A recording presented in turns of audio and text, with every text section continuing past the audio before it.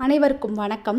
நவகிரக ஸ்தலங்களில் குரு பகவான் கூறிய ஸ்தலம் தமிழ்நாட்டின் திருவாரூர் மாவட்டத்தில் இருக்கும் ஆலங்குடியில் அமைந்துள்ளது. இங்குள்ள மூலவர் ஆபத்சகாயேஸ்வரர் சுயம்புலிங்கமாக அருள்பாலிக்கிறார். அம்பிகை ஏலவார் குழலி இந்த தலத்தில் தவமிருந்து இறைவனை திருமணம் செய்து கொண்டார்.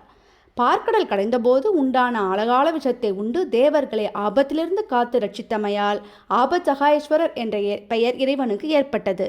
சிவன் ஆழகால விஷத்தை குடித்து தேவர்களை காத்ததால் இதற்கு ஆலங்குடி என்ற பெயரும் வந்தது. மேலும் இங்கு குருவுக்கு தனி சன்னதி இல்லாததால் குரு தட்சிணாமூர்த்தியாக அருள்பாலிக்கிறார். தட்சிணாமூர்த்தி ஆலமரத்திற்கு கீழ் அமர்ந்து சனகாதி முனிவர்களுக்கு உபதேசம் செய்கிறாராம்.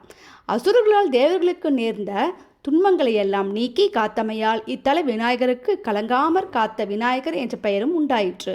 பஞ்சாரண்ய தலங்களில் ஒன்றாகவும் இத்தலம் விளங்குகிறது. இது விஸ்வாமித்திரர், முகுந்தர், வீரபத்திரர் வழிபட்ட புண்ணியஸ்தலமாகும். மாதா பிதா குரு தெய்வம் என்பார்கள். அந்த வகையில் இந்த கோவிலிலுமே நுழைந்ததுமே அம்பாள் சன்னதி, பின்னர் சுவாமி சன்னதி, பின்னர் குருவின் சன்னதி என்றும் அமைய பெற்றுள்ளது. மற்றும் இது பாடல் பெற்ற ஸ்தலங்களில் ஒன்றாகவும் விளங்குகிறது. குருவின் இடம் அதிர்ஷ்டம், நன்மை மற்றும் பணத்துடன் தொடர்புடையது.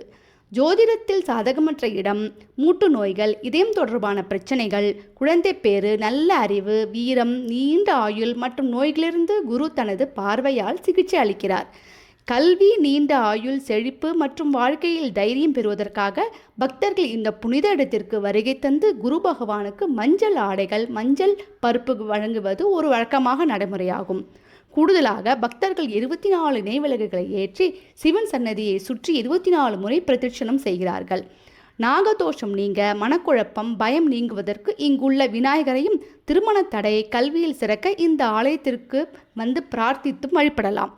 வியாழக்கிழமை குரு பகவானுக்கு ஏற்ற நாள். அந்த நாளில் பிரார்த்தனை செய்வது மிகவும் நல்லது. குருதோஷம் உள்ளவர்கள் பரிகாரம் செய்யவும் சிறப்பு ஹோமங்கள் செய்யவும் வசதிகள் உள்ளன. ஒவ்வொரு ஆண்டும் மாசி மாதம் 3வது வியாழக்கிழமை மகா குருவாரமாக கொண்டாடப்படுகிறது. மேலும் இங்கு குரு பெயர்ச்சி, தைப்பூசம், பங்குனி உத்திரத்தின் போது தட்சிணாமூர்த்திக்கு தேர் திருவிழா, சித்திரை பௌர்ணமி விழா ஆகியவை கோலாகலமாக கொண்டாடப்படுகின்றன. இந்த கோவில் திறந்திருக்கும் நேரம் காலை 6 மணி முதல் மதியம் 1 மணி வரையிலும், மாலை 4 மணி முதல் இரவு 9 மணி வரையிலும் ஆகும். நன்றி.